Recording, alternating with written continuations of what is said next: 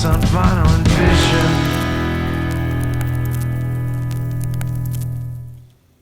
Hey folks, thanks for tuning in to the latest episode of Vinyl and Vision. Here we are with episode 66, and today's very special guest is Ben Vaughn. Very excited and pleased to announce today that Ben Vaughn's new record, The World of Ben Vaughn, available exclusively for Record Store Day on April 23rd, 2022. Limited to 1,000 copies, and from what he tells me, it'll be on a very cool, splattered, multicolored vinyl. Exclusive to Record Store Day. It will only be available at stores that are participating in Record Store Day on April 23rd, which is coming up very quickly.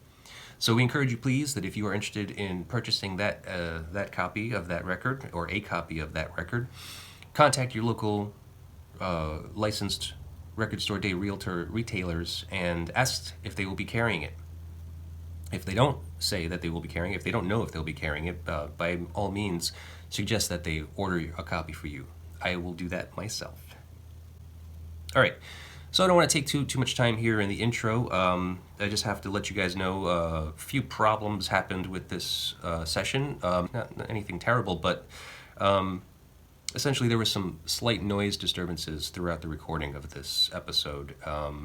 Something on Ben's end, there was some kind of scratching of a microphone or something like that, and then there was also noise disturbances on my end over here and in my house, because this was done during the day, so you might be able to hear some of that. And I've done my best to kind of eliminate as much of that as I could, but it is what it is. That's what these podcasts are all about, huh? It was a great conversation with Ben. He's an extremely accomplished musician and composer and producer. Just so that you might, just to kind of give you a perspective of some of the work that Ben's done. I mean, he's been playing music in his own band, the Ben Vaughn Combo, since the 80s. He's an accomplished solo musician, has been released a number of records as a solo artist, and he's an accomplished producer. He, just to name a few names off the top of my head, I know that he's produced Ween, which was pretty interesting, the 12 Country Golden Greats, Los Straitjackets, there's some Nancy Sinatra, I believe, Charlie Feathers, and many, many more. There's too many for me to list. He's also an accomplished TV composer. He has composed music for Third Rock from the Sun, That 70s Show, and a few others, and a few other movies as well. So really great career. I mean, he's just a wonderful and a knowledgeable person about the music industry in general, and obviously music history. He's a huge music fan. So it was a wonderful opportunity to get to speak with him, and I thank him very much for taking the time, and I thank you very much for taking the time to come and check out this show and listen to us. Ben's choice, so the Sir Douglas Band's Texas Tornado, led by the iconic Doug Sahm. And if you're not familiar with that record or anything else by Doug Sahm, kind of like myself, I encourage you to go check some of it out because it's interesting stuff. Thank you very much, folks, for tuning in. If you are watching the video, I am sorry, Ben did not have a camera, so we only did the audio on that, so you won't be able to see his handsome face, but you'll be able to hear his delightful voice and this great conversation. Thank you again for tuning in. We ask that you please do all the things you do with the internet: like, share, subscribe, comment, rate, review, and all those types of great dandy things. It helps us out, and we appreciate it. If you care to support our show financially, you can visit our website, psychicstatic.net, and any purchase you make through that website helps us keep the show rolling along. And now, without further ado, here is the show. Hello. Can you hear me? I can hear you. Hey, Ben. Hey, you sound good. So do you. We're like FM disc jockey kind of guys or something. You more so than me, I'm pretty sure. Well, you have the basso profundo going on. Yeah, I've heard buttery smooth. I've heard NPR like. Yeah, there you go. Are you in the Relay Shack? I am. Cool. How is that? What is the Relay Shack exactly? The Relay Shack is in the Mojave Desert. I'm out here in the Mojave Desert in outside of 29 Palms, California. It's my house. I bought a house back in 1998 when I was doing TV music. I was escaping to the desert every weekend to the point where I was going to go broke with hotel costs. So I decided to buy a place, and I do my show out here in the Relay Shack where all my records are. Yeah. What's your collection look like? It's wow. I don't know if it's valuable because I buy a lot of records at thrift stores, and a lot of them are beat up. I play them a lot, so that they lose. They decrease in value every day because I play them so much. So I don't know if it would be considered a valuable collection, but it's a varied collection. I mean, I have thousands and thousands of records. I've been a record fanatic since I was a kid. Yeah. So you used to actually have records from when you were a kid? Oh yeah, 45s and LPs. Yeah. Wow. Well, you're obviously probably not interested in selling those, but I think that they probably would have some value. I mean, depending on the titles, of course, stuff like that. Yeah, the condition of them is a little questionable, and I don't even have a great turntable because some of my records are so beat up it would destroy a good needle. Right. So, in an audiophile sense, in a OCD record collector sense, I would imagine some people might be disgusted by my collection, but Yeah. it works for me. That's all I know, and Yeah. and it works for the people who listen to my radio show. So Yeah, I've been listening to it. It sounds great. I mean, like, I can't tell what you're playing in what format. I mean, usually, you play an old 45 and you kind of tend to hear some crackle, some hiss, and I haven't heard any of that. oh, it's on. I think if you listen a little closer, you'll hear it. Oh yeah. Yeah. Okay. When I'm listening in headphones when I'm doing the show, I'm like, ooh, I should probably get a better copy of that one. Yeah. Well, hey, some of it's you can't find, right? Some of it kind of tends to be a little rare. Yeah, that's becoming more and more true. So I wanted to ask you about the record that you have being released for Record Store Day. Sure. When was your last record released? When was the last thing you did? The last record I did was a solo acoustic record called Imitation Wood Grain and Other Folk Songs, which came out about, I'm guessing 3 years ago or maybe 4 years ago. Okay. And I've heard that one. I listened to it. Yeah, that was a solo acoustic record. And this one I played all the instruments myself on.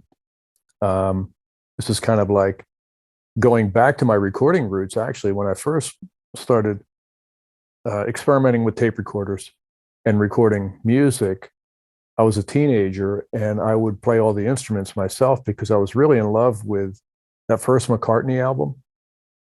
Yeah. And Emmett Rhodes, that record really influenced me. And Dave Edmunds, like in 1970 or 71, I Hear You Knockin', that whole album that song is on. He plays all the instruments himself. So that was my first impulse. I started out as a drummer, so it was pretty easy for me to approach that and get good results because I could play drums. A lot of people have to learn how to play drums to make a one-man band record. I went the opposite way. I had to learn how to play guitar, bass, and lead guitar and keyboards and stuff in order to do it. Oh, okay.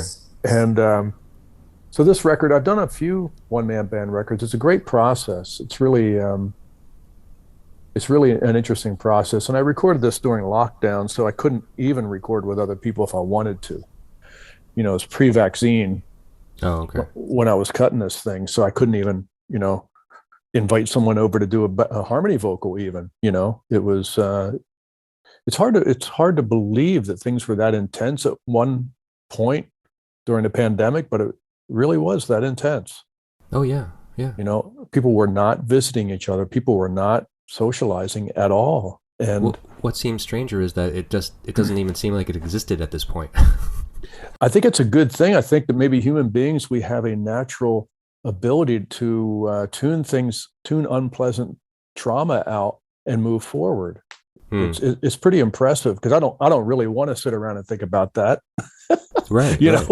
Like why would I want to? And the fact that it seems like involuntarily we have moved on and it's like we know it happened, but like that memory is like, you reach around to find it, and you can't. It's like you can't find it or grab it. Right. We have effectively moved on. Yeah. And when I you hope look so. back at your behavior and the behavior of your friends, people close to you, it's weird to think about how intense that was. Hmm. Yeah. I mean, we all suffered like 2 years of trauma. It was crazy. Yeah, In yeah. addition to coming like on the heels of the Trump presidency. Oh my God, yeah. Just when you didn't think things could get any weirder, Yeah. like, and not even like it doesn't even matter whether you think it's good or bad. It was, you have to admit, it was weird. Certainly, it you was know, certainly. If even if nothing you're else, it was even if weird. you're a pro-Trump person, you're going to have to admit that presidency was weird. It, Because it was it was like none other. yeah, it broke every rule, Yeah, every rule, for and sure. apparently is still doing it. Even with him not in the White House, it's still happening. But yeah, so I had I lockdown initially was a great experience for me because I wasn't my creative flow wasn't being interrupted by social engagements and gigs and phone calls from people wanting to get together or anything like that. You couldn't even be antisocial because there was no social activity to be anti towards. Hmm. It was like literally my calendar all of a sudden was empty. Right. And I had a bunch of song ideas that were coming to me during that time. I had planned to go into a real studio with a band and cut these songs, and that immediately became an impossibility. So I went back to the one man band approach and cut this record. So I'm playing everything on it, which was a great experience. It was nice to have to fine tune some of my skills. Hmm. Yeah, I'm sure. That's interesting. I've never had good experience doing the one man band thing. I don't know. Maybe it's just because I get tensed up and I get a little too nervous, and I've always found it very frustrating. Yeah, well, I was so young when I first started doing it that I never had any nervousness about it. I was just so eager and enthusiastic that I was actually able to push record and then listen to something back. Just Yeah. that fact alone, my enthusiasm for it when I was a teenager. So it's one of those things, I guess, when if you do it when you're really young, um, it isn't hard, or it isn't. There's no anxiety because you're just flying. Hmm. And so when I approach it now, I'm kind of going back to my initial excitability about it. I'm very happy when I'm recording. Oh, cool. Yeah. Well, you must. Yeah, you're that type. So, because there are people that love to be in the recording setting and love doing it, and then there are some people like me where just kind of it's terrifying because you're just kind of worried about making mistakes and how long is this going to take and how many takes do I have to take, and it's just kind of just anxiety building. Yeah, I kind of go into a non-thinking state. Like making music for me is not that intellectual. Like when I'm writing, it's interesting because it's hard to explain really. Some people are analytical and some people are very conscious creators. Their conscious mind is what they're using as they're creating, and I'm the opposite way. Like songwriting, it sounds like a cliche. I am the conduit. I'm an antenna and I'm just picking up signals and that kind of stuff. Hmm. But it's really kind of true in my sense, in my case. And songwriting comes to me when I'm either walking or driving my car, and these songs just arrive and they're fully written very, pretty quickly in my mind. And then I pick up a guitar and figure out what the chords are behind it. But the song's already written before I even get anywhere near an instrument. Wow. And it's always been that way since I was a kid. I'll be walking home from school and get a song idea. They weren't good songs yet, but they were coming to me. I was being visited by, the muse, I guess is what you would call it. And recording is also kind of like more of a visceral thing. I don't really think. I just go with my instincts, and music is kind of flowing inside me, and I'm just trying to catch up with with the ideas, trying to catch them and get them down on tape, or catch a song and get the get the lyrics written down before I forget them. Hmm. Yeah, yeah. I guess that process has become a little easier for you now with technology being what it is. I mean, I imagine you have multiple little doodads to kind of quickly record things on the fly. I do. I do. What I used to do is pull over my car and then go to a payphone and call my machine at home and sing the song into the machine. Uh, so I've been using whatever technology has been there, like the state of the art at that time. Right. Um, I, I would use to capture these ideas. So I've always been chasing ideas that come to me, and they come to me randomly. So, no, I told you that I haven't been able to hear this new record yet, but I have seen the one single. You have this one single out right now, "Dancing in My Mind." Yeah, that's not on the album. I Actually, didn't think it was. Okay. yeah, that's a standalone single. I recorded it during the same time as the album, but it was too different from the rest of the record because it has a lot of pixie dust, fairy dust sprinkled on it as far as like synthesizers, and it has an '80s dance hit kind of sound to it Yeah. because of the lyrics, and it was so different from the rest of the record that I decided to release that as a standalone single. Oh, okay. So then, where does the record stand in its entirety? Then, like, I only have descriptions of these songs. Like the lead single is "In My Own Reality."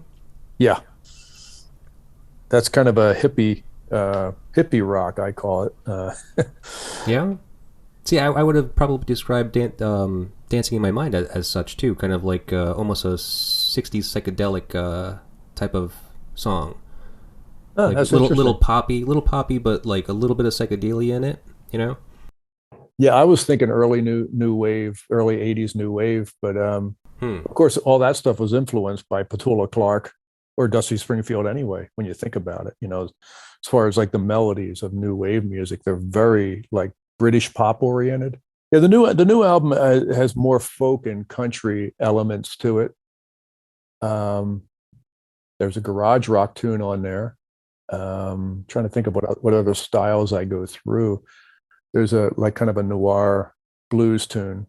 Right. Uh, So people that are familiar with your other records, it's kind of like kind of the same in regards that you cover a lot of different styles. Like you are a very eclectic person, very eclectic musician, and you have all of these influences and inspirations from all of these decades of music that you've been either participating in by as a listener or actually as a musician, as a producer, and it all comes through in your music. that's true. The music that I have been hearing my entire life from the time I was a little kid, and I've been a music fanatic since I can remember. Mm. Um, when I was 6 years old, my uncle gave me a Duane Eddy record, "Twistin' and Twangin' by Duane Eddy. Hmm. My uncle worked at RCA in Camden, at that Camden, New Jersey, and at that time RCA had I think 23 different factories in town. They basically owned the town, Yeah. and everyone in my family worked at RCA, and my uncle worked there, and he worked in the pressing plant, and there was a box of free records at the door when you were when you were punching out that you could grab, and he grabbed a copy of Twistin' and Twangin' and gave it to me. I was 6 years old, and that was a mind blower, Hmm. uh, instrumental rock and roll. Uh, and it was before the Beatles too. I think it was 1963 when he gave me that. So Hmm. I was a rock and roll fanatic from a very early age, and I grew up in the Philadelphia area where doo-wop was huge. Still is actually. It's like a place lost in time, Hmm. Philadelphia. But I grew up right across the river from Philadelphia, and so doo-wop and the Cameo Parkway stuff like Mashed Potatoes by Dee Dee Sharp. That was what was on the radio when I was growing up. Right.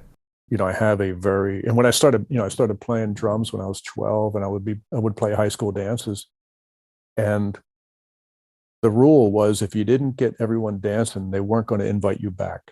So Yeah. you had, it was very important that you got Yeah. the beat right, you know.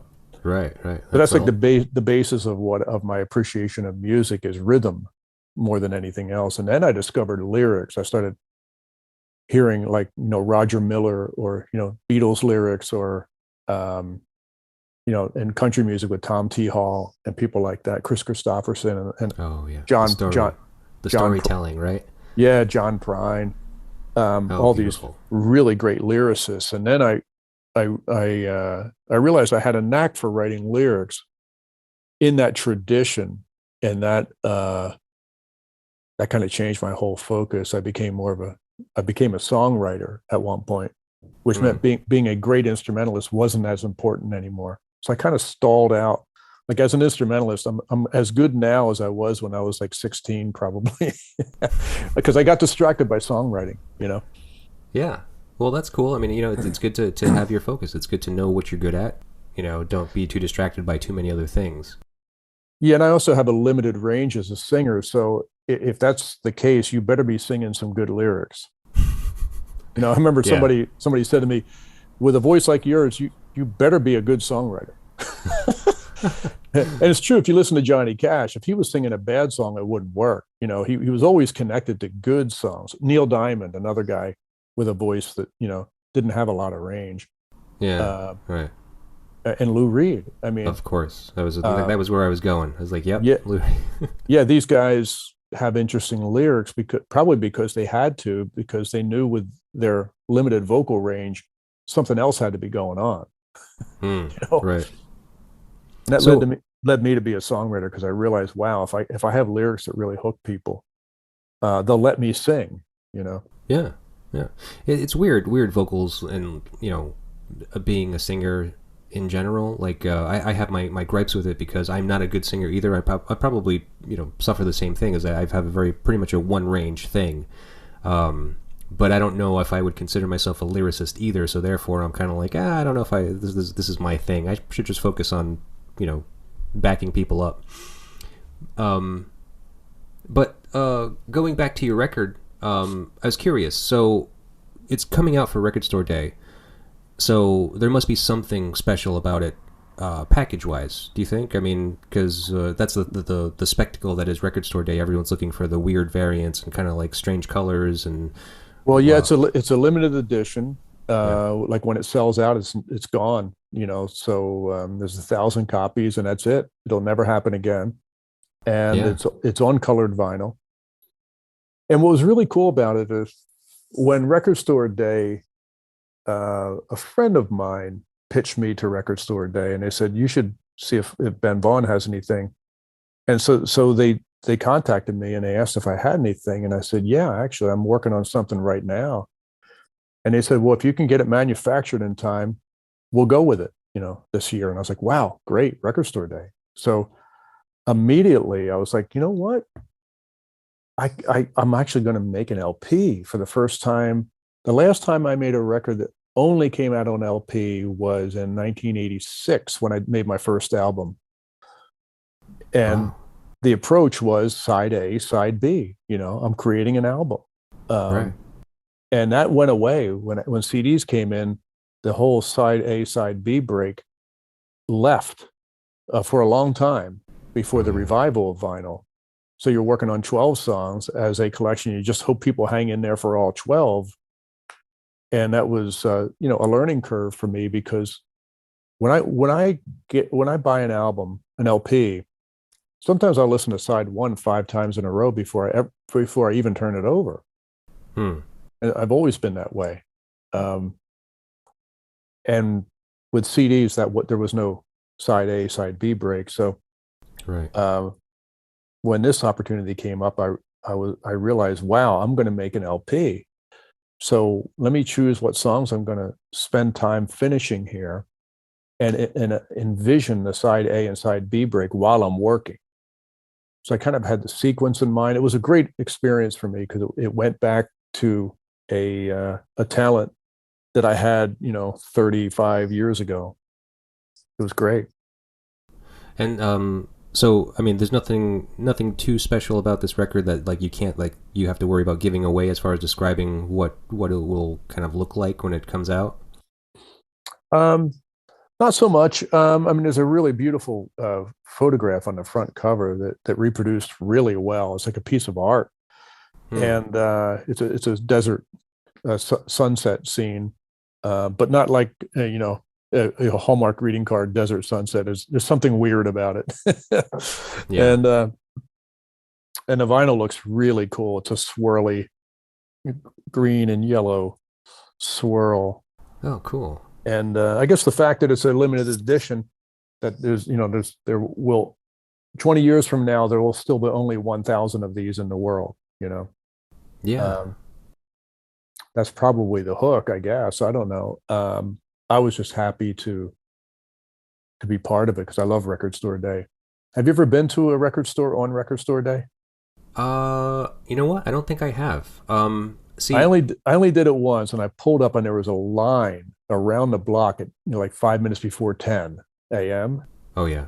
And I felt like getting out of my car and giving everybody a hug,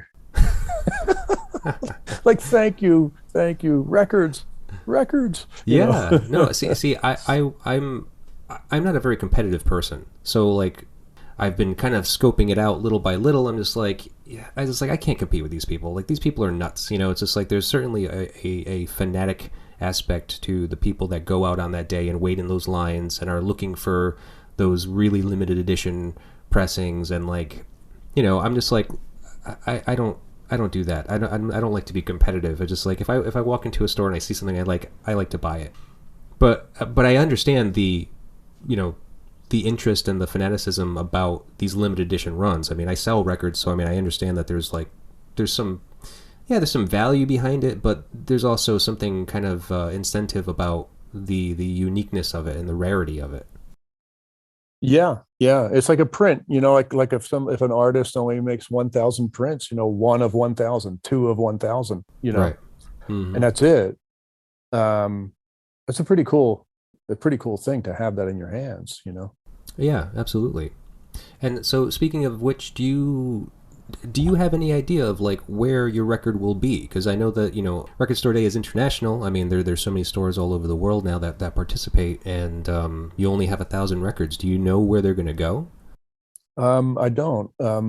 It's being distributed by a company called Think Indie, and they work very real close with Record Store Day, and they're soliciting the list of independent record stores, and whichever ones order it are the ones who are going to have it. Hmm. So I guess for people to find this record, they're going to essentially have to reach out to their local stores and ask them for it. Essentially. Yeah, ask if they're going to carry it. Yeah, or Oh, just okay. or just show up on Record Store Day and hope it's there. But, Right. which is a very non-competitive thing to do.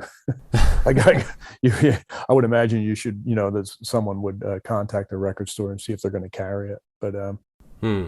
yeah, I'm pretty excited about it. The record came out great, and it sounds great on vinyl. Like, I took it over to a friend's studio, and he is a fanatic about old gear. His studio is like walking into 1962. I mean, his place is perfect. And I took it over to his place and we put it on a turntable, and I was like holding my breath because I was thinking, man, I recorded this at home. You know, I Right. hope it sounds good, and it sounded great on his system. So I'm really happy with the fidelity of what I came up with. Yeah. Well, that's great. Well, I'm very interested in it. I'm gonna have to call up my local stores and ask them if they plan on carrying it, and if not, to order at least me one. I'm not sure if they had plans to already, but because there's so many releases. I mean, like I looked at the list and I'm just like, this is so much stuff. It's crazy. It really is. Where do you live? In Rhode Island. Oh, Rhode Island. Are you a Deer Tick fan? Yes, I am. I know those guys actually personally. Not too well, but like I actually just ran into John the other day. Really? Yeah, Wow. yeah, he's Yeah, back here in Rhode Island actually. yeah, I'm friends with them. They recorded one of my songs on their last album. Yes, Too Sensitive for This World. I saw Yeah, that. yeah, they're really nice guys. Like, really nice. And Uh, amazing music fans. Like oh my the God. the depth of John's knowledge of music is astounding to me because he's younger than me. Yeah, he is a savant, I think, when it comes to that. Like, he sought me out. It was pretty funny because when he sought me out, I felt like an old blues guy in Mississippi, Hmm. like John was, he wasn't even sure if I was still alive, Oh yeah. and he sought me out, and I performed with them recently out here in LA. They played back last November. They played a show, and they had me come out and sing "Too Sensitive for This World." And Oh, that's he cool. gave a really nice speech about who I am and why the audience should know who I am. It was really really nice. Great guy. Yeah, that's the thing about him and that band. Is just like they really like appreciate music history and like where it came from, the people that influenced them, where they find inspiration, and they like want to promote that stuff. They want to like get people that are possibly lesser known and just kind of bring them up in front. So again, about your record, I realized that this year is actually the 15th anniversary of Record Store Day. So Is, that's pretty is it really? monumental. Yeah, Wow. 15 years. So that's pretty Wow. special that you have this record coming out for this anniversary date. Yeah. Thanks for telling me that. I didn't know that. Not a problem. So the one thing I was thinking about was that I was looking over all the titles. I was like considering what a career you've had and some of the names that you've worked with over these years. Are there any releases that you know of this year that are connected to you some way? Hmm. I don't think so. Um, I don't know if there are any reissues of anything I've produced in the past, Yeah. um, or not. Like, I don't have the list in front of me. I guess I could probably find Yeah, I it. don't think so. I haven't seen the list, so I don't know. But I would imagine someone would have let me know by now. Yeah, I would have imagined as well, but I think Alan Vega actually has something coming up in this year. Yeah, last year, um, a record that I produced and played on with Alan came out. Um, Which is that Cubist Blues? no, no, that came out as a reissue. That was recorded in 1994, Oh, okay. and it came out. It was reissued by Light in the Attic Records, I guess, 7 years ago, maybe. But there was a record called Alan Vega After Dark that came out on In the Red Records Oh, okay. last year, around this time last year. I don't know if it was part of Record Store Day or not. Um, Yeah, Alan Vega's got Jukebox Baby backed with Speedway on Sacred Bones coming out. oh, great, 7 inch great. vinyl. Oh, great. Yeah. Uh, I'm a huge Alan Vega fan. Yeah, I really miss that guy. We were good friends. I really miss him. yeah. He- Well, I'm sorry that you've experienced some losses. Obviously, Alex Chilton is another one that you've lost fairly recently. yeah, both of those guys, I forget they're not here, and I'm ready to pick up the phone and go, "Hey, Alex," and I realize, oh man, that doesn't happen anymore. It still hasn't quite sunk in, and it's been a Yeah, while for both of them now. And right. it's still, when you don't live in the same city as someone, it's easy to forget that, you know, there are these long absences between times when you actually see each other in person if you don't live in the same city.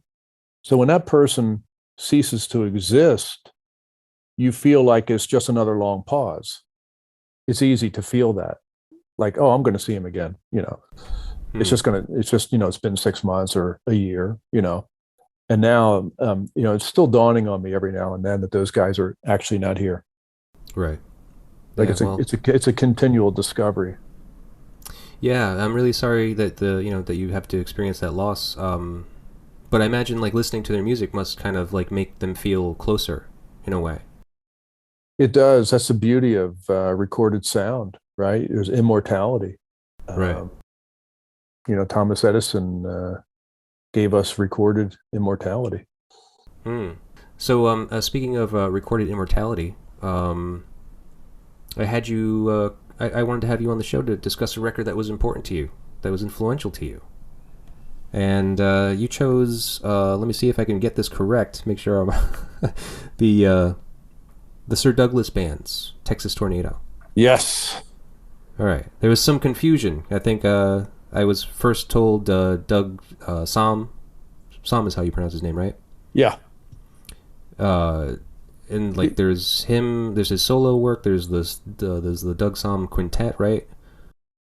Yeah. I wasn't even. I'm looking at the album cover now. I pulled it out. I actually listened to the record again this morning, and and was what would the word be? I verified my choice in a really great way. Yeah, yeah. I listened to it. Yeah, this is my favorite album, I think. Yes, he went by Sir Doug, and he went by Sir Douglas Quintet, and he went by Doug Somm. And it's funny, when I looked at the album this morning, I didn't realize this was a Sir Douglas Band album. I thought it was just a Doug Somm album all these years, and I've owned it since it came out. That's kind of funny. I never read it. I never read it carefully because I went right into listening to it, I guess, Right. Well, have you been a big fan of his for a long time? And like, were you a fan of like some of the earlier work, or how did you get introduced to this record?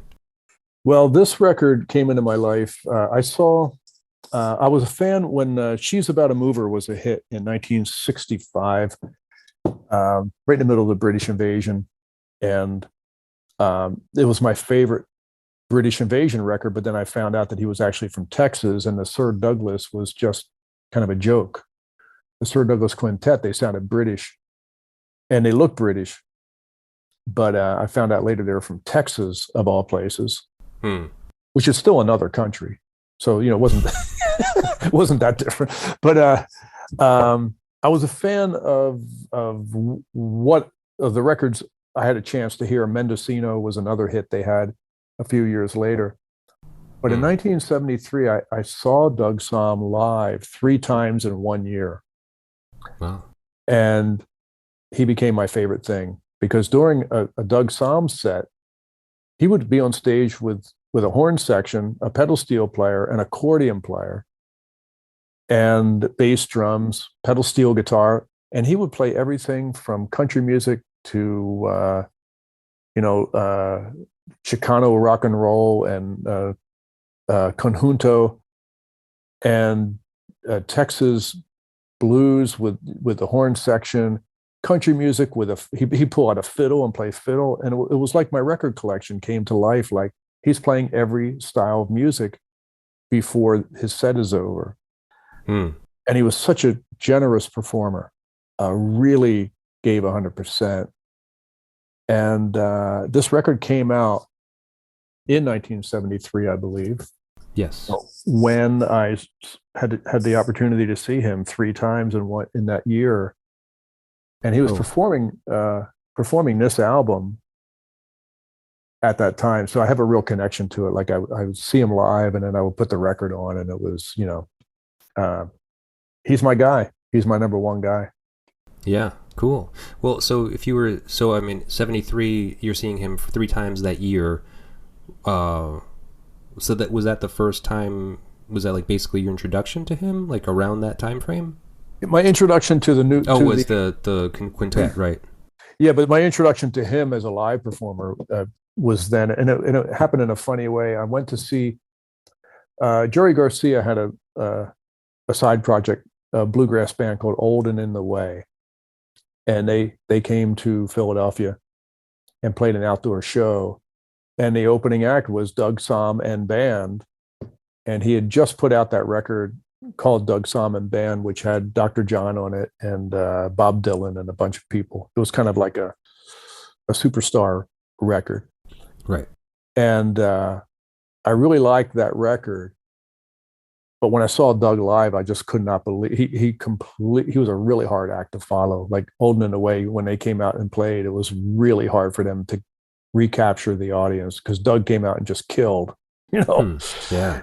He killed. And then the Grateful Dead came to town like 6 months after that for 2 nights in Philadelphia with Doug Somm opening. So I bought tickets for both nights. So I got a chance to see Doug 2 nights in a row open for the Dead. And I was, I've been a very loyal fan ever since. Yeah. Yeah, I mean, listening to this record, this is my first time experiencing anything by Doug Somm. And it's a pretty interesting record. I like it. I do like it a lot, actually. And I can kind of see the connection, because listening to this record and the records of yours that I've been listening to over the past few weeks, it certainly seems that the influence this record had on you was pretty profound. And if nothing else, it seems that it may have informed you that anything goes. Yeah. You don't have to worry about what genre you're playing. Just if you feel it, do it. Right. And you can Yeah. put it all together in a collection. And if your intention is pure, um, then you don't have to, there's no need to, which drives record companies nuts. Like Doug Somm was a big problem. Like he was on like Atlantic Records for only 2 albums, and then he bounced over to Warner Brothers. Then he bounced over to here for the very reason what we're complimenting about him was a big problem for marketing people. Right. Right. What we like about this record and what I love about this record had the marketing people. They were practically had an aneurysm trying to figure out how to Right. market it. And the same Yeah. thing with me. Like I followed the Doug Somm example right away in my career. And in the early days, I had a demo deal with Warner Brothers in the early 80s, and their criticism of me is pick one style and do it. And I couldn't do it. Yeah. I couldn't do it. I told my manager I can't do that. And he quit managing me because of it. Wow, that's Yeah. crazy. Yeah, I just wanted to follow what I felt. And like Doug, my hero. Follow what you feel, and an audience will show up. And Right. it may not be a big audience, but it'll all be right. It'll all be pure. Yeah. Yeah. It's funny though. Like, I really admire that that idea to just follow your heart and just make whatever the hell you want to make and just put it out however you want to put it out. But as far as that example is concerned, the label stepping in and like marketing people like not knowing what to do with you necessarily, it makes me think about some artists like Beck and like Ween, because though they span genres of like stuff that they'll do, it seems for the most part they'll stay down that one lane per record. Yeah.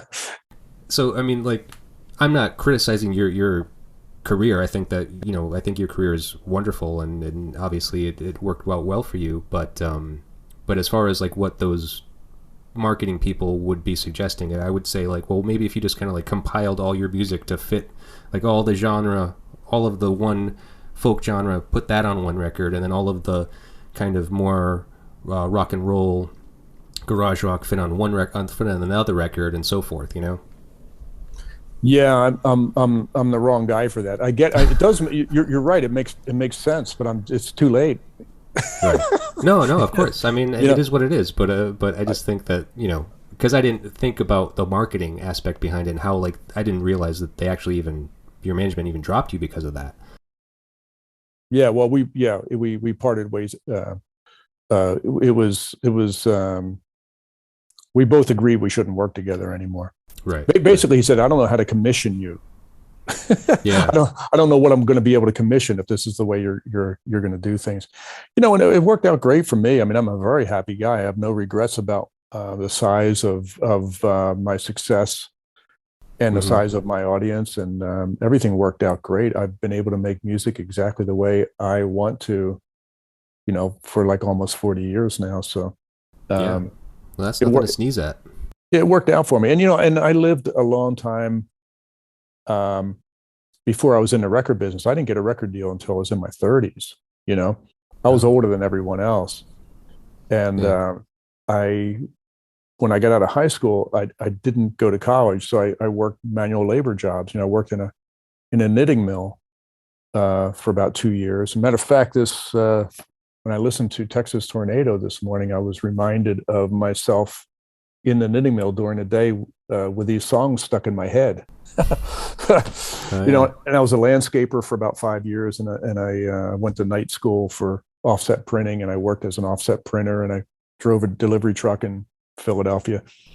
So by the time I had a chance to make records, I really knew who I was. Right. And I also had a lot of experience being obscure, a non-star, I had I had that lifestyle down. I was a very content guy, not being. I never wanted to be Elton John or anything.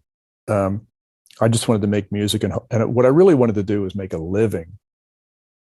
as a Yes. musician. If I could monetize my passion, and you have to really,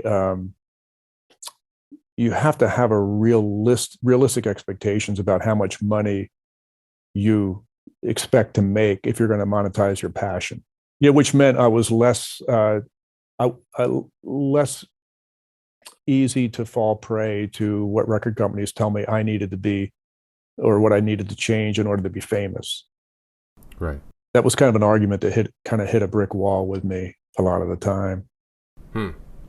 Yeah. Well, that's also another very admirable quality. I mean, working class background, obviously just, not afraid to do the work and be in there and, work at it all day type thing, not having to think about, the fame aspect behind it.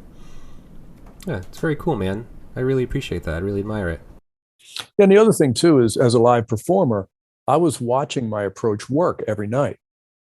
We were a popular live act. The Ben Vaughn Combo was a very popular live act. We toured up and down the East Coast, and every time we were in front of audiences, I would switch styles through a set. I would play like 5 or 6 different styles of music before the set was over and get an encore. So I had proof that it worked.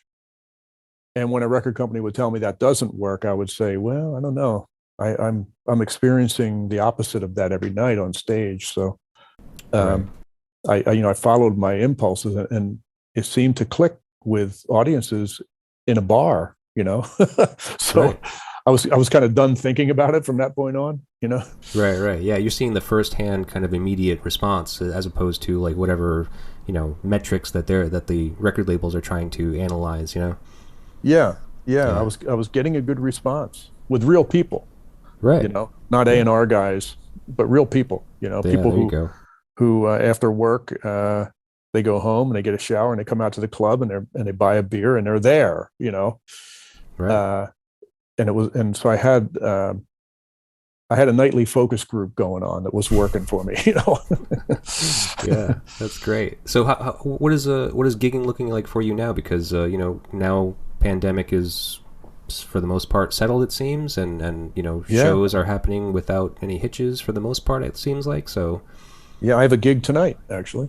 oh, cool. I'm playing at the local bar. There's a little dive in Culver City that I'm playing. And I'm going to Spain for a fairly long tour. It was postponed. I was right before lockdown. I was scheduled to go to Spain. I'm really lucky that when I started putting my records out, the problem that marketing people in America had with my music, they did not have in Europe. When my records came out in Spain and France and Italy, they immediately embraced what I do with no question. And I've been able to work over there since the 80s.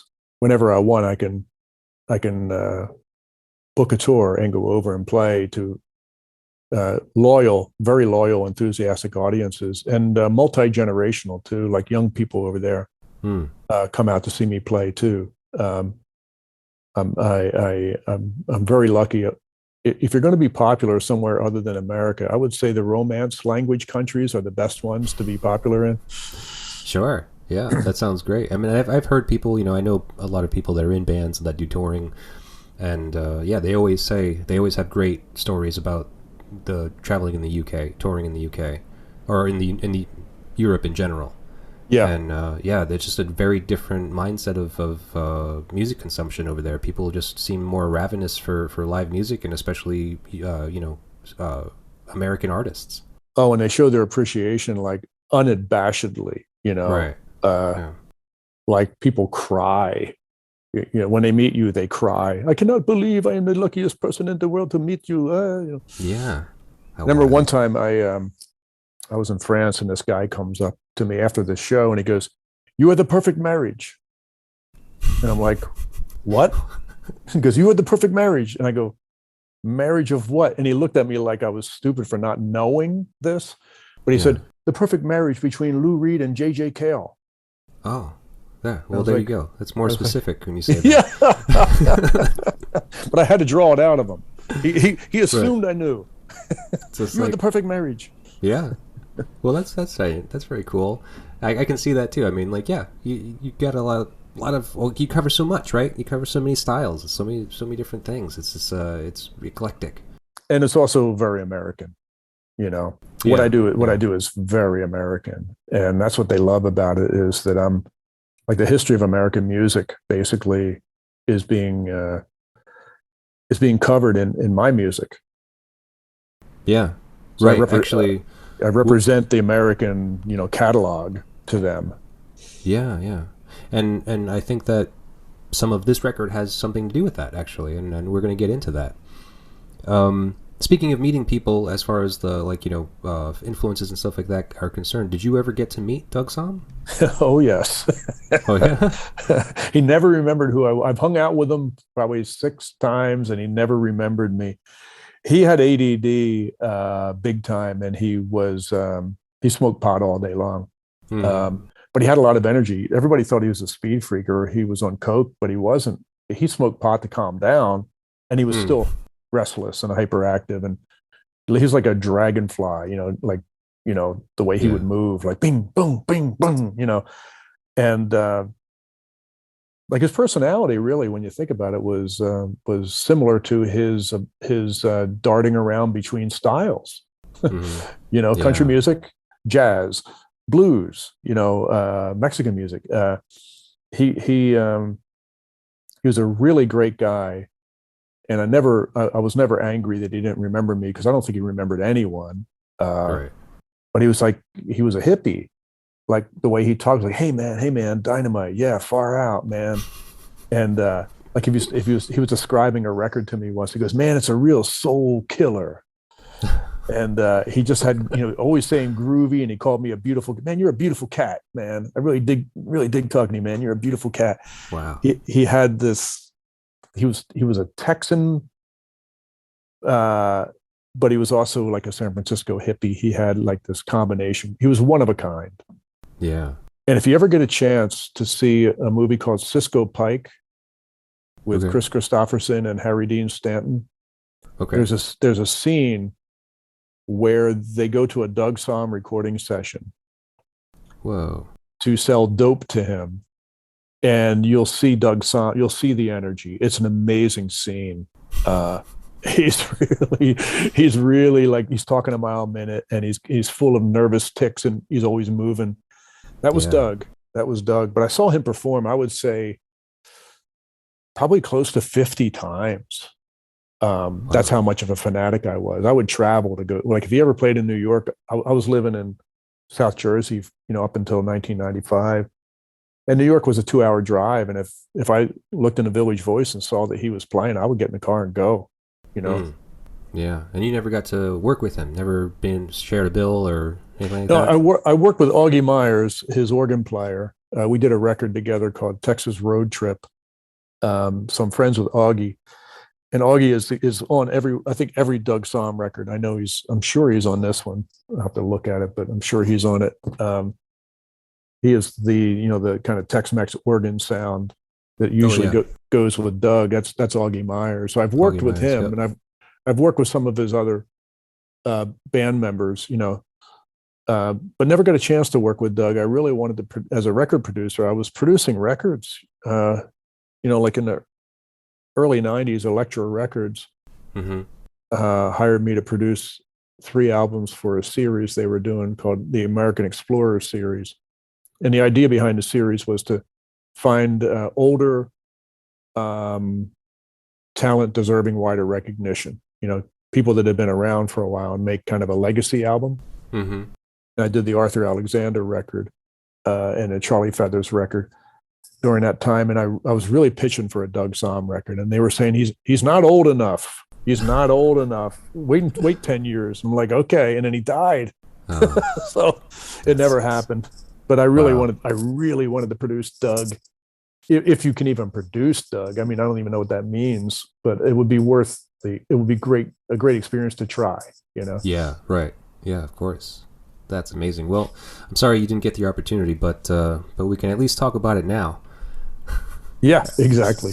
All right. So this record, my first experience with it, I like it. I really like it a lot. I thank you for turning me on to this, because it's been pretty fun. The first song on the record is San Francisco FM Blues. It's a weird song because it starts off with a conjunto, like it's going to be a Mexican song, and all of a sudden it switches tempo and goes into a horn blues song with a funky beat. It's typical Doug. Even in the middle of one song, he couldn't stay in one style. Yeah. Yeah, it's wild. It's all over the place a little bit, you know, and it's very loose. Like I think my interpretation of this record was that overall it's nasty. It's just like covered in funk. You know? Yeah, it's and you can tell it's all live in the studio. They're not doing any fancy overdubs or production. It's not even really, doesn't even sound produced. Yeah. Now, from what I read, this record came out in 1973 following his Atlantic debut, the Doug Somm and Band record. Right. And essentially this record was like the outtakes from that recording session. Yeah, I've heard that, and I've heard that recently, and I'm like, wow, great outtakes. Yeah, right. Because especially side two, I don't know if how much you do you have it. You don't have it in LP form, I take it, right? I do not. No, I just have to listen to digital right now. Because starting with, I guess it'll be song number 6, the song Texas Tornado, and then going down, side two is completely different than side one. But yeah, I guess they recorded a whole lot of stuff at Atlantic Studio in New York when Wexler put together the Superstar thing. David Bromberg's on it, Dr. John, all these people. And I guess they just, recorded and recorded and recorded. And they put out that first album, and they had almost enough for a second album. And then Doug, from what I understand, so I never thought about this when it came out. To me, it was the new Doug Somm record. Yeah. And I was seeing him live, and this is a very in the moment thing for me. Oh, here's Doug's new album. Cool. Oh, this sounds like he sounded last night at the show. This is great. That information wasn't available. There was, no internet or Google to do research. You believed what was handed to you, And I looked at this album and I go, oh wow, cool. And I love the record, and I just played it over and over again. And getting back to the idea of a side A and a side B break, I think I've listened to side 2 more than side 1. Oh, okay. Well, it's more fun, I think, right? It's more upbeat a little bit. Yeah, a little tighter too, like less blues and guitar solos. It's like songs, Right. Like I remember I saw him open for the Grateful Dead. One of those nights he opened for the Grateful Dead. He actually took a break in the middle of his set, because we're going to take a brief intermission and come back. I'm like, you apparently have forgotten that you're the opening act. He thought he was in a bar in San Antonio or something. We're going to take a short break. We'll be back. And the bass and the band's going ba-doom, ba-doom, ba-doom, ba-doom. Okay, we're going to take a short break. We'll be back. He almost, I was getting ready for him to say, "Remember your bartenders and waitresses." Yeah. He was his own thing, man. Yeah, wild. Yeah. So let's see, San Francisco FM Blues. I was going to ask you, you have your own radio show on the FM dial. I do. Is it syndicated in San Francisco? No, it's not on the air in San Francisco. It's on in Seattle and in Oregon. No, it's not. Oh, okay. It needs to be. Well, you got some San Francisco FM Blues now. I do. I do. I'm gonna have to fix that. I gotta get rid of these blues, man. Yeah, man. Of course. So I've been listening to the show. I've been listening to a number of your radio programs, and I love your programming, because it's much like your musical style. It's a little bit of everything. It's the many moods of Ben Vaughn, and it's called that for a reason. But so it seems that you don't play anything newer than the '80s. Why is that? That's right. I stall out right around 1979. I think that the newest thing I play is the Gun Club from 1980, or Yeah. I might play something by the Cramps, maybe from 81. Maybe. Well, and you've had a couple of episodes, kind of, or at least one that was dedicated to the '80s. Yeah. So that was kind of like the stretch in your repertoire. Well, I guess my record collection and my fanaticism about buying records, it changed in the 80s because I became a recording artist, and I became too busy, to follow everything. But also I think that as far as the unheard music, which is, what my show is dedicated to, is turning people on to records they didn't know existed. I mean, that's the ultimate thing you can do, is introduce a piece of music to someone and they go, wow, I can't believe I never heard this before. This might be my favorite record ever. Right. Those discoveries are always right around the corner. There's always a piece of music you haven't heard yet that might actually be something you relate to more than anything you've ever heard previous. And I love that. That's one of the reasons to stay alive, because you never know. Right. Well, there also could be some artists that you've never heard of still, and someone else could turn you on to that's more of a modern artist. Someone from the '90s or 2000s. That's true. That's true. But my area of expertise is really like the 50s, 60s, and 70s. Okay. Because I was an observer during those years. I was not a participant, in the record business, getting a record deal and going through the whole thing. So I had more time to be rooting around and looking for records. And I'm also really curious about artists who didn't sell a whole lot, because the record industry would like you to believe it's because they weren't good, or the quality wasn't that great. And you find these records by people you've never heard of before that are astounding and really high quality. And so I don't really, I never really thought about it, like why my playlist stalls out right around 1979. But I guess it's all pre-CD would be one way of looking at it. Oh, okay. Huh, interesting. All right. Yeah. Well, I was just curious why that was. I mean, and so that makes perfect sense. So let's move on to the next song, Someday. So Someday, I know in this song Doug sings, I know someday you'll be sorry. So it's kind of more of like a, I don't know, like a kind of a unrequited love song, I guess, kind of, right? Yeah. But I'd like to focus more on Someday as what you'd like to do someday. Is there anything that you've had on your bucket list that you haven't had the opportunity for yet? Let me think about that. I would like to be hired to produce Van Morrison and then get fired by him. Well, why would you want to be fired by him?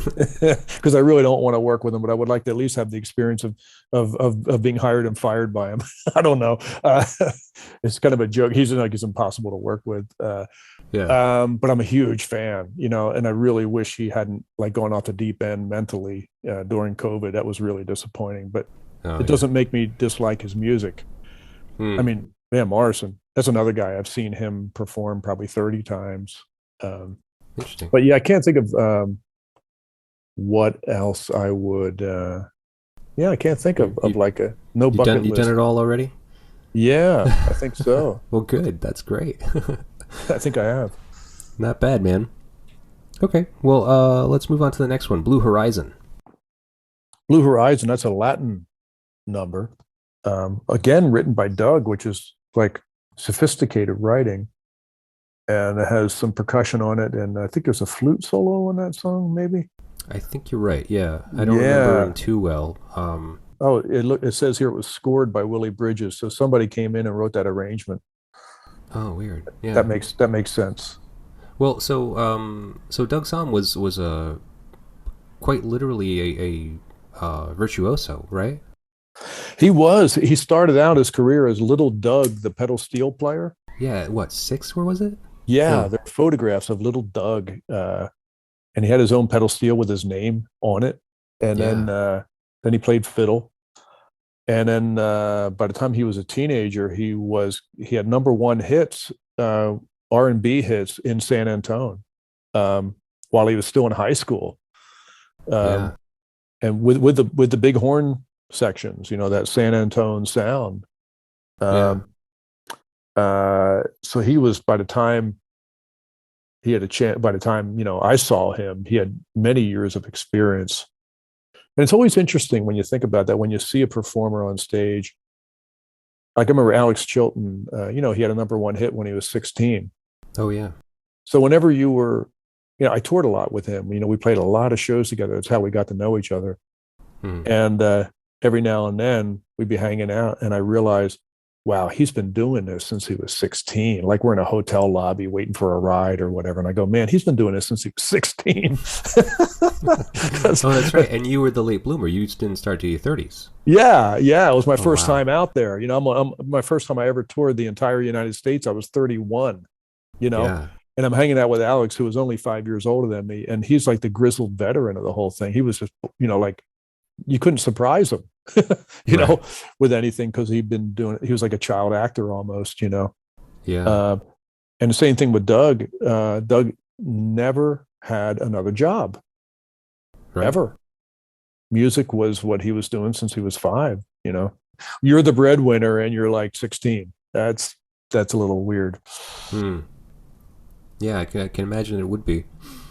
Yeah, you have a bunch of middle-aged like agents and managers, pushing you to get on stage and do this because they have a commission, and you're just a kid. Right. Like, What does like the you're- money even matter to you as a kid?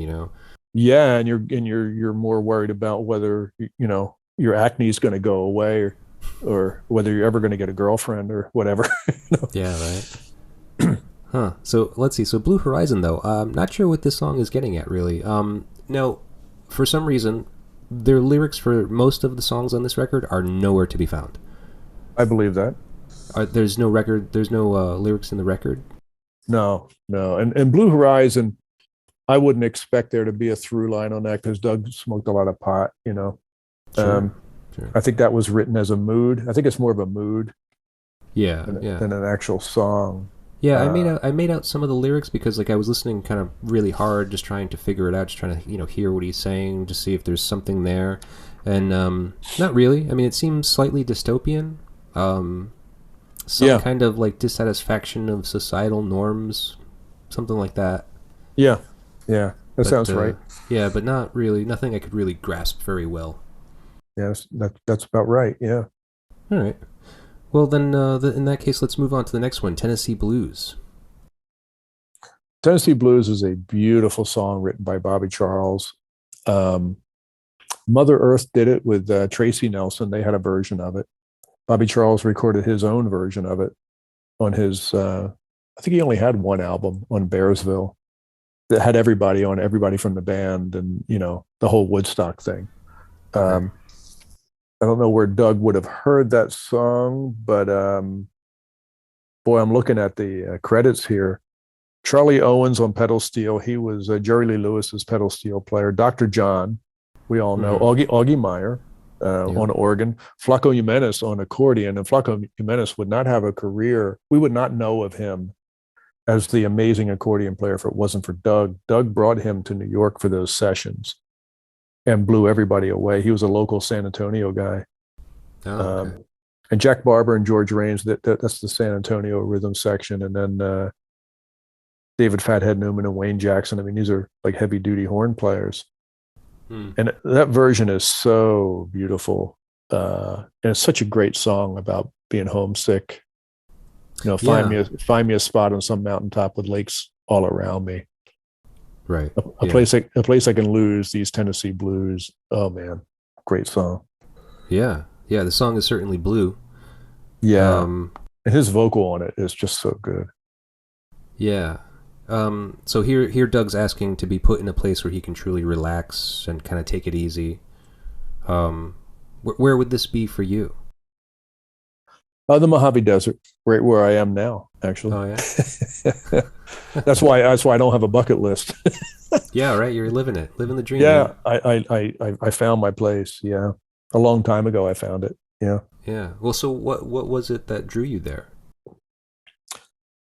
Well, I grew up in New Jersey. I grew up in South Jersey in a very congested area. Everybody lived on top of each other. Right. The East Coast energy was very edgy, and I always wanted to have less of that, not only in my life but inside myself. I grew up as a kid. I grew up in a neighborhood where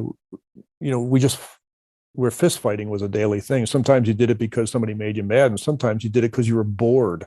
It was just like kind of a stupid, childhood thing, but it was just, South Jersey, Right. And I always felt I could handle it. It was no big deal. I could handle myself in a rough manner, but I also had a sensitive side and a quiet side and a desire for quiet and solitude and a desire for slower activity, like the tempo of life being slower. Mm-hmm. And the volume, like the actual audio volume of life being quieter. I've always had that.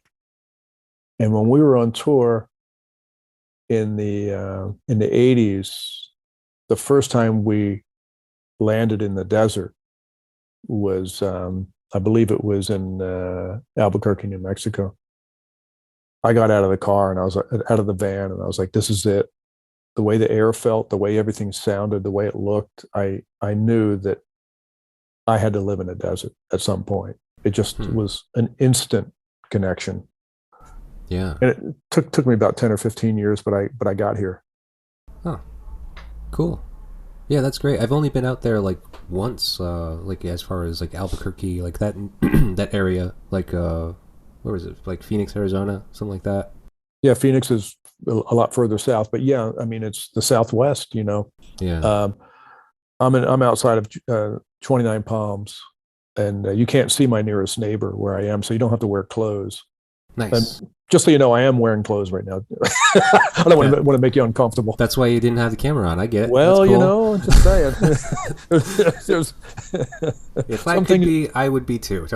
There's some things you don't need to see in life. Sure. But yeah, it really it spoke to me. And then, I was out here doing TV. I had a good run, successful run as a TV composer on sitcoms. Right. For about 11 years. And when I retired from that, I bought the house when I was doing that, and I would come out on the weekends to decompress and then go back to that insane deadline schedule. Very intense, weekly episodic TV. You're on the air whether you're ready or not. Your music has to be done and handed in, and they marry it to picture, and it's on the air Tuesday night. Yeah. Wow. And you can't postpone deadlines when you're doing weekly TV. Right. You're on the schedule. Tuesday night, 8:30, Third Rock from the Sun. You have to deliver, and that was really intense. I loved it. I loved the challenge. I really loved the challenge, and I liked the people I worked with. But it wasn't really my world. It was their world of television, and I was a musician helping them make the show better. Right. So Monday through Friday, I would be in the trenches, putting in like 14-hour days. And then Friday night, I would leave the studio lot and drive straight to the desert and get out to my house around 11 o'clock at night, wake up in the morning in the middle of nowhere, no entertainment industry concerns whatsoever. Right. And I would wake up in the morning and realize, oh, the quail have come back. Yeah, man, it sounds pretty cool. Yeah, and then when I retired, I realized I wanted more of just observing nature and listening to the wind and things. Cool, interesting. That sounds great. All right, well let's keep on moving. Sure. "Ain't That Lovin' You" is the next song. That's a Bobby Blue Bland song. I actually have the original record of that by Bobby Blue Bland. It's a pretty. I would say pretty loyal version of that, loyal to Bobby Blue Bland's version. Yeah. But I love Doug's guitar playing on it. His lead guitar, he's got that T-Bone Walker style completely down. And I love hearing him riff, especially in between vocals. Like he'll sing a line and then play a little lead. So that was one of his. That's a T-Bone Walker kind of thing, and Doug was really good at that. Yeah. So, I mean, me listening to this song, I just knew that this song was loose. Like, I was listening to it, I was just like, whoa, this band is just cooking. Yeah, and it's just like they're just kind of really flying off the cuff. Like, you can kind of hear a little flubs here and there. Like, the lyrics, like the way Doug sings, like he's slurring them every now and then or forgetting a word. Yeah, I'm sure what happened, and you can tell because the horn section is not together on this. But they're such good players; it's great. But every now and then, sax will play an extra note after the horn line is done, and you realize, oh, they're doing this. They're eyeballing each other. Right. And they're playing this horn arrangement on the fly while Doug is singing his heart out. A song he's probably performed a million times back when he was a teenager or something. So he doesn't quite remember all the lyrics properly. Mhm.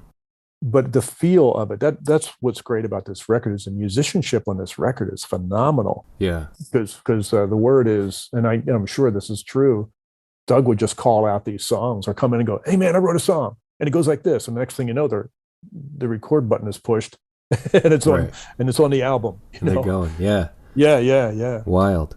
Well, so that led me to wonder, how crucial are you to the recorded performance of your own work? I can go either way. Live, I prefer to keep things very loose. I've done a lot of touring where I use local rhythm sections. Like I'll show up at the airport by myself with my guitar, and there'll be an amplifier ready for me, and a bass player and drummer and maybe a keyboard player who I've never played with before, and we would rehearse once and then get on stage. And it sounds a lot like what we're just talking about, Yeah. Right. like I'm calling out stuff or I'm giving cues, and they're either hitting it right away or there may be a few bars late. Yeah. And I love it because it's like shifting sand, and you're alive when that's happening. Right. It can fall apart, and it can, it's risky to do it that way, but I really love having that living, breathing feeling around me instead of something predictable. Sure. It's electric, right? Yeah, and you're kind of getting to know each other live on stage in front of an audience. That's pretty cool. Yeah. So what about the recording setting? Recording settings, I'm a little more, I'm arrangement oriented when it comes to records. I see records as being different than live performance. In Doug's case, I don't feel that way at all, because he jumps off the record as a live performer, I think, because he sang really loud and he had a great power to his voice. Me being in the Lou Reed territory, or Johnny Cash territory, it's got to be about the songs and it's got to be about the arrangement. And now, when I worked with Alex Chilton and Alan Vega, we were very loose as far as how we worked. Nothing planned and nothing edited out. All that was recorded live on the fly. Oh wow! So I have experience doing it, but as a singer myself and singing songs that I've written, I'm very serious about wanting to serve the song properly. Yeah. So I usually, and I'm an arranger. People have hired me to do arranging. So my stuff is more arranged on record, less arranged on stage. Right. So like a flub here and there, you're not going to let that fly. No, because it might take away from the song. Right. And what about production? Like when producing another band? It depends on the artist. If it's an artist who is known for good improvisation, successful improvisation, I will encourage looseness. Like Charlie Feathers, when I recorded Charlie Feathers, I don't know if you're familiar with him, but he was a legendary rockabilly guy. Yeah. Well, listen to the record that you produced. Yeah. Okay. Yeah. There are a lot of mistakes on that record. Okay. And even the engineering on it, like Charlie was like, "I want the drums right next to me." I'm like, "Well, we're supposed to separate the drums from your vocal mic because we're going to get a weird sound." He goes, "I don't care. I want them next to me. I want to, I want to feel them."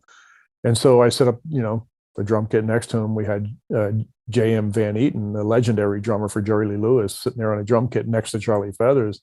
And the engineer is going, "Man, this is like a nightmare for me as far as separation." I go, "Whatever."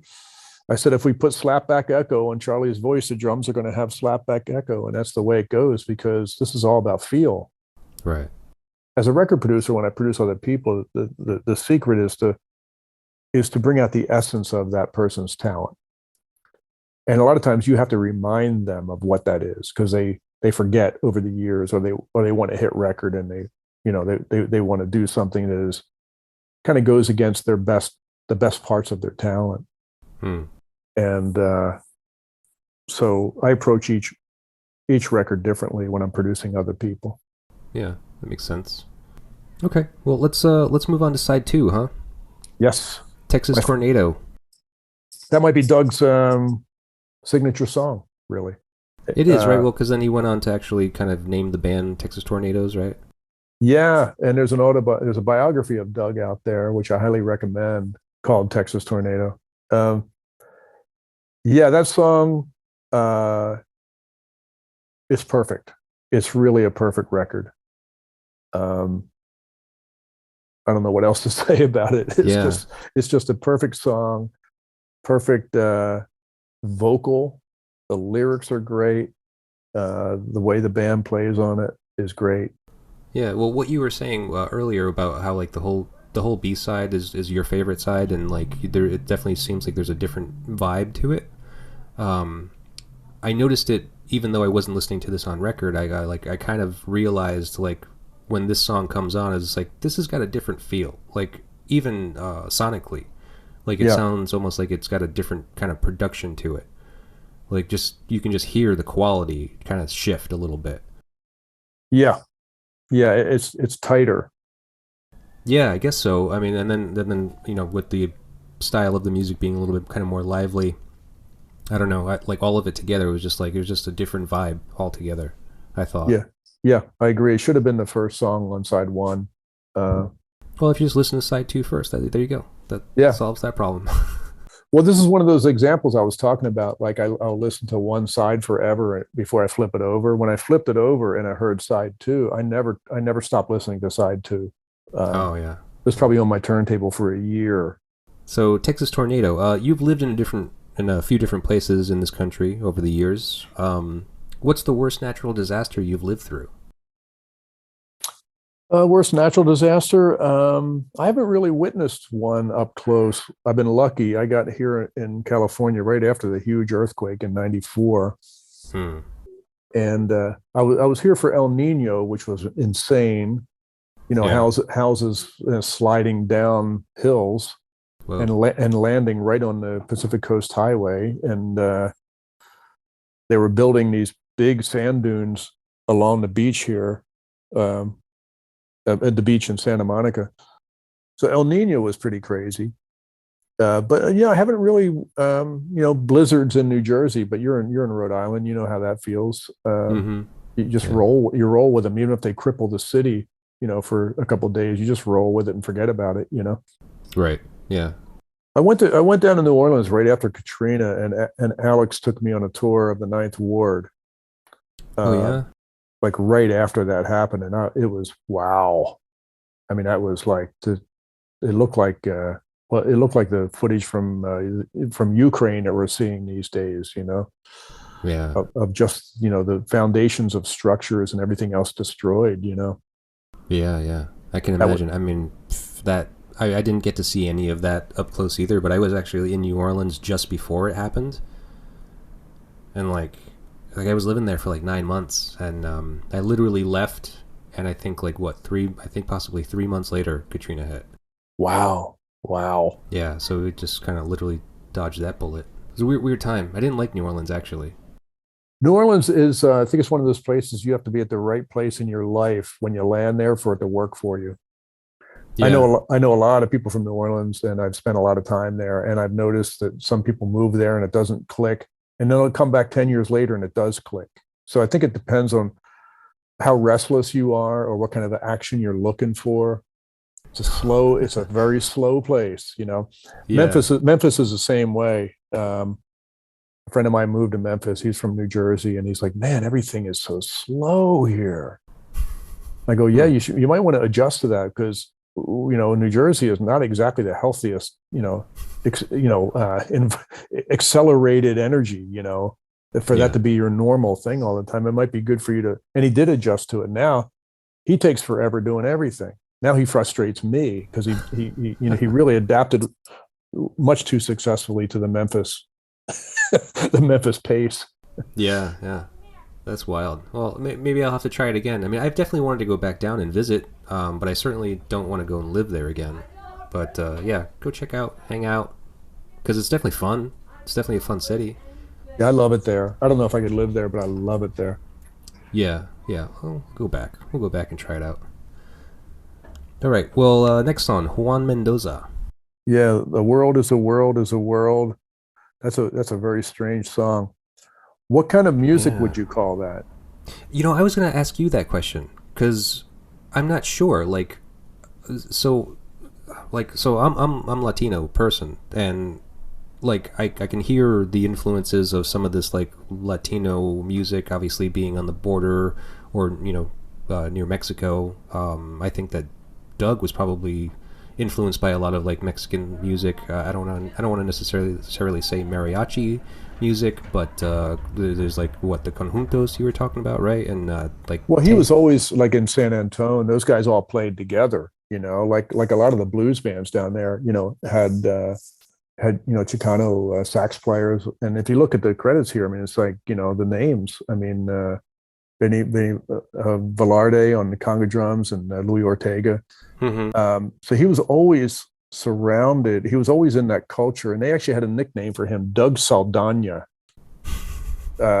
He was like an honorary Chicano. He would always say, Yeah, and that song to me, that's typical of Doug, where he might have invented a style of music for that one song that only exists for that one song. yeah. Well, I guess it was probably a little bit of a blend of stuff. I mean, like, because I'm not too familiar with like those genres of music from that area. Because I mean, like, my family's from Bolivia, and like what am familiar with musically was like cumbias and cuecas. Do you know any of those things? Oh, Which is yeah, kind of similar. Like, I mean, you get that still similar vibe. There's certainly some accordion music. There's certainly some aspects of like that rhythm with the bass. There's that kind of like walking bass line, dun, dun, dun, dun, dun, dun, dun, dun, dun, dun, stuff like right. that. Yeah.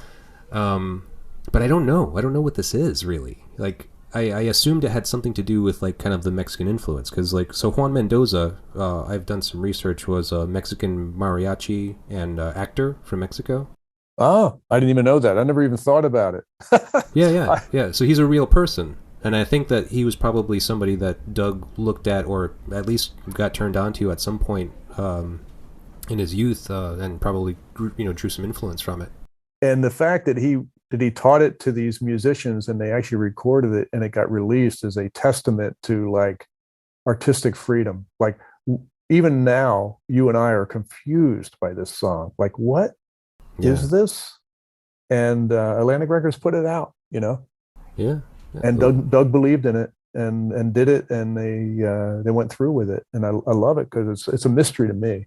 Yeah. Well, he obviously felt so strongly for it, and like I'm saying, like, I mean, I'm not familiar with like Texas at all, but I know that there's obviously some blending of culture in there between Mexico and Texas, and I mean you just hear it in some of the words alone. I mean, well, it's even weirder than that. Where New Braunfels is in Texas? No. It's in between Austin and San Antonio. Okay. And it's a German. It was a German-speaking city. Well, it's not city, a town, Okay, a sure. German-speaking town. German immigrants, and they taught the Mexicans the polka. That's where the accordion. Oh, that's where right. the accordion got handed over to Mexican musicians. And Of so when you course. hear the difference between like a German polka, there is no difference between a German polka and a Mexican polka except for the lyrics. It's all the same, Yeah. and also the waltz. Bum, bum, bum, bum, bum. All those Yes. Mexican ballads with a waltz that comes from the Right. beer gardens in New Braunfels. That's where so it's a very the cross cultural exchange going on in Texas at that time. And then, of course, you mix country music in with it, and Texas swing and blues and everything. And Doug is a product of that. I don't even think he thought that he was changing genres when he did. I think it was like from the time he was a kid. That's just in order to keep people on the dance floor. That's what you did, I guess, right? Right. Yeah. Right. Get the people moving however you can. Yeah, and you're not thinking about like, well, this is a Mexican American expression. I don't think that. I really doubt he was thinking about it that way. Yeah. No, I do. I agree with you. So, well, let's move on to Chicano, kind of like a continuation of the Juan Mendoza trip. Like you were saying, This one seems like a very straightforward, like Mexican based, like polka, whatever you want to call it, like, because it's pretty straight. It's not like an interpretation, really. No, musically, it's right down the middle. It is conjunto, or norteño, whatever you want to call it. Norteño? What did you say? What is that? Oh, norteño. That's north of Mexico. Norteño Oh. music is Mexican American music. It's called norteño because it's north of the border. Oh, okay. Um, the lyrics are interesting because he's speaking in first person, right? As far as being a Chicano. Oh, yeah. Yep. And Chicanos for Chicanos right on. I'm guessing that has something to do, with the Chicano rights movement, happening at that time, and the boycotts, of migrant workers and things going on. That Oh, was okay.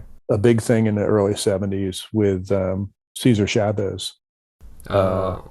So that might be what that is. Maybe it's a Chicano pride song, but written by like a white guy from Texas. I don't know. Right, yeah. Well, see, so that's cool because, like, that, that's kind of what I was curious about, because, like, I know that I saw somewhere in the reading that I had done that he was kind of like voted some honorary Chicano in 1971, and Yeah. I mean, like, I think that race relations currently are a little obviously shaky, and I didn't know what his relationship was with that with those people or and this music that it originated from, but obviously he loved it. He loved it, and I believe he was, commingling and playing this music from an early age because he also played bajo sexto, the mariachi instrument, which is sort of like a 12-string guitar, Mm-hmm. like a bass 12-string guitar kind of thing. So I think he's like one of those guys who was in the right place at the right time where the music showed up before anybody told him what it was called, like, oh, this is country. Oh, this is blues. Oh, this is whatever. I don't think, if considering that he was a pedal steel player at 5 playing in bars already, Yeah, you're not old enough to even, you absorb more than you're absorbing stuff. more than you understand, or you Yeah, or know what to call it, right? right. Yeah, no, I think that he definitely absorbed this stuff just kind of subconsciously. It's all around him growing up Mm-hmm. in Texas. I mean, and I think that being the virtuoso that he was, I mean, he just kind of picked it up, learned how to do it, knew it was fun, knew people responded to it, and started to work it in. Yeah. Crazy. All right, well, we should keep on moving on. We got about 3 more songs. I'll Be There. But that's another one where you can tell that he just called it out at the session Yeah. or started singing it and goes, "You guys know this song?" And they're like, "Yeah, sort of. Okay, here we go." Boom. Because it's loose. You can hear like people are a little like scrambling around during it. Yeah. So it's sort of like a live on the bandstand kind of thing, Right. But Yeah. the fact that there's steel guitar, mandolin, and dobro on it, and accordion, and piano, no, and organ. Yeah, it was like there's a lot of people in the room during that song. Yeah. There are. But as it is with a lot of this record, I mean, a lot of this record's got a lot of instrumentation, just crazy, big sound. Yeah. So I'll Be There, though. I didn't really have anything that I wanted to cover with this song. It's kind of like another love song. It seems like there's a lot of love songs on this record. Well, I mean, the history of music is probably more love songs than any other kind of songs. Sure, and I don't find anything wrong with them, but I don't like to ask people about their love life or anything like that, so I tend to skip them. I've learned not to go down that road. Yeah, well, it ends up being ultimately boring. I feel, It depends. It can be. It can also be a little like kind of what's the embarrassing. Yeah. Sometimes. I mean, like, depending on what you want to divulge, If you're doing it right, yeah. If you're doing it right, you shouldn't have any worries. It should be very good. You have nothing but good things to say. But Exactly. That's not. I don't know. I can't speak for everybody. I don't like to get into it. That's good. So then the next song would be Hard Way. Yeah, what a hard way to go. That is like dun, dun, dun, dun, dun, dun, dun. Hmm. That sounds like a hit record to me. That should have been a single. Um, I love that. What a hard way to go. I don't know what it's about really. You say yes, I say no. I don't really know what it means, but Yeah. the Yeah. groove and the melody of that song and that horn chart is just so good. It Um, is. It's a good one. I do like this one too. It's a short one too. yep, That probably it's helps. yeah, it's like a 2 minute song, Hmm. and it's just all energy and just really great. Yeah. Uh, yeah, and also on that, that horn chart is definitely a Mexican kind of thing. So that's like a funky groove, like R&B kind of groove, but with like a Mexican horn chart on top. Hmm. When you have two tenor saxes and a trumpet uh, playing that line, that's a very San Antonio kind of thing. Yeah.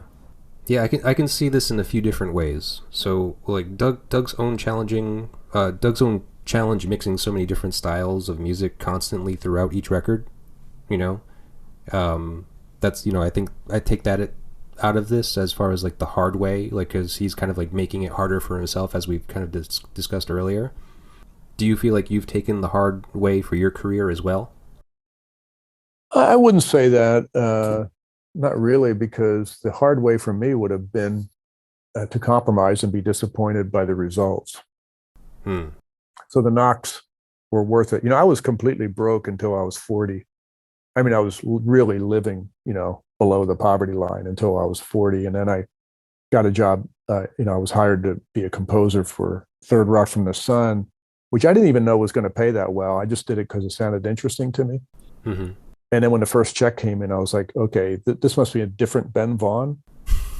Like I've never seen a check this big. Like they must be mistaken.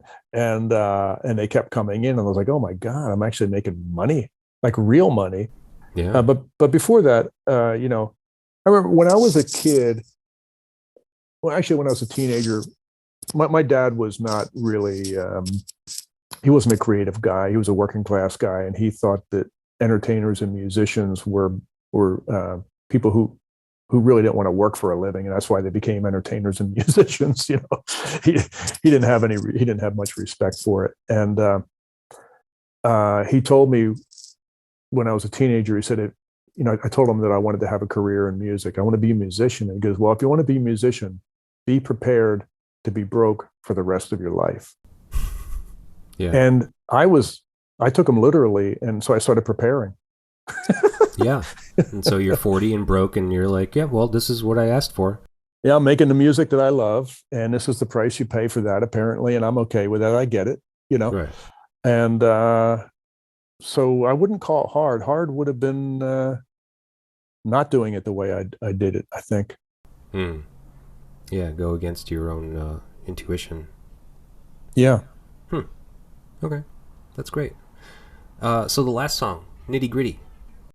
That was it released as a single, Oh, okay. this album, and it's a great, really great record. The guitar solo in it is just unbelievable. Like in the middle of the song, when the horns go banat, banat, banat, banat, and all of a sudden, bam, bam, bam, bam, this really clean Fender Telecaster sound.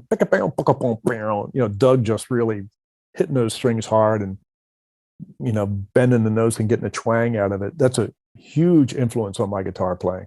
Hmm. When this record was out, I played along to it, Yeah. and I can imitate Doug imitating. It's really funny when somebody asks me to imitate T-Bone Walker. I can't, but I can imitate Doug Somm imitating T-Bone Walker, because that's how I discovered T-Bone Walker. I discovered a lot of music through Doug because I would go, wow, ain't that loving you? That's a cover. I wonder who did it originally. And I'd find Bobby Blue Bland, or I would, any of this stuff, Right. And I love Nitty Gritty down in New York City. I'm not sure what it's about. I guess it's about going to he might have written it when he was in New York to do those sessions. And, maybe it's like, we're going to get down to the nitty gritty and go to the studio, man. It might, Mm-hmm. I'm sure it wasn't any deeper than that, because Doug was a guy who he wasn't profound. He seemed like he really was an instinctual person Yeah. and instinctual creator. And he had a little bit of that hippie element, like, hey man, let's just let it all hang out. Oh yeah. Yeah. And Nitty Gritty kind of, I think it was a good choice as a single now that I think about it, because it also has that Mexican feel to it, with Yeah, the it still has horns. a little bit of it. Has a little bit of it. That's fun. And he's playing Bajo Sexto. Boy, I've listened to this record a lot of times because I can replay every note in my mind. Wow. Yeah. Okay. So I feel like the nitty gritty in this song is kind of like Doug speaking kind of about his own style to a degree. Like so there's a line in the song, right? Well, and then I'm paraphrasing this because it's not accurate. But well, the movie star from the city, he took away my nitty gritty. Yeah. And like it sounds like he's kind of longing to be back home, and like his style of like music and the way he performs and all, like his being is nitty gritty. It's down and dirty. That's possible. It could be the opposite of what I was saying, where he was missing Texas while he was in New York City. Right. Yeah. And maybe he felt that like going back to Texas was getting back to the nitty gritty. Yeah. I mean, I never, it's one of those things. It's weird because I'm a real lyric fanatic, but when it comes to Doug, I'm not, Well, because yeah, the music and his voice, his ability to sing, he literally could sing the phone book, and I would buy it. Yeah. You know, Right. uh, Well, see, so I think that it's true. I think this is kind of like a tribute to Texas. I mean, he did that often, obviously, throughout his career. But I think that this is just one of those things. The nitty gritty is essentially his style, and it's stymied in where he grew up and Texas in general. that's probably a more accurate take on it than mine. Yeah. Well, hey, it's all up to interpretation. That's just what I pulled out of it. But could you name anything that was an influence on your style, musically or otherwise, that was acquired from where you grew up? Oh, definitely doo-wop, big time, Oh yeah. big time. Growing up in Philadelphia, there was a disc jockey. He's still around, actually. Jerry Blavat, the Geeter with the heater. He was on a small AM radio station in Camden, New Jersey, right near me. I could actually see he was at the top of City Hall. The radio station was owned by the city, and it was on the top floor of City Hall in Camden, which I could see from my house when I was growing up. And he was up there every night playing really obscure, his own record collection of really obscure doo-wop, rhythm and blues vocal groups, and taking requests and dedications. And I would listen to him every night. And Patti Smith is a huge Geeter fan too. She's spoken about him in the past. Daryl Hall talks about him. Anybody who grew up in the Philly area during that time, Todd Rundgren talks about the Geeter. Okay. And he only played the records he wanted to play. He bought airtime so he didn't have to play what anyone told him to play. And then he would sell advertising during his airtime. He was like the inventor of the infomercial in some ways, and he put out oldies albums, and he had record hops every night in the city and in the suburbs and everywhere.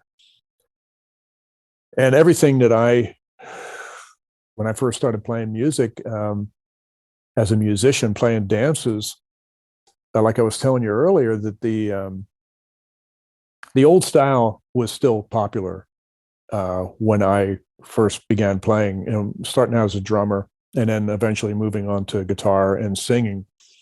When I played high school dances and battle of the bands and everything, the best way to win the audience over was to play like oldies. You get a nickel, I'll get a dime, we'll go out and buy some wine, drinking wine, that kind of stuff. And the Geeter played that stuff on his show every night. And the first time I ever played guitar in public, I played a song called Sheba by Johnny and the Hurricanes. And okay, this was like 1970.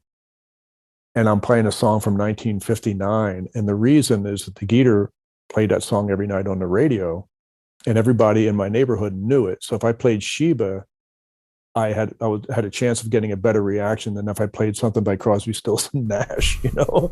Right. And so I'm definitely similar to Doug in that sense that uh, being on stage at an early age and getting the reaction and getting people dancing was the beginning of my my career as a musician, really.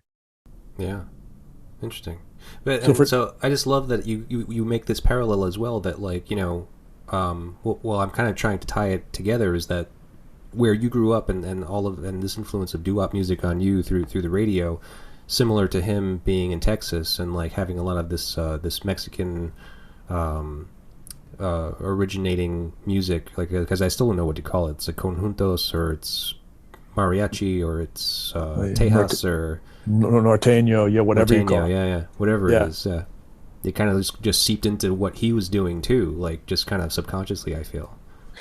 Definitely. And it's really interesting because when I've played with musicians all over the country and all over the world, and there's a certain part of me that they don't quite understand Yeah. because I can't explain it, you know, because it's based on what I absorbed and what I was playing when I was very young, like my roots.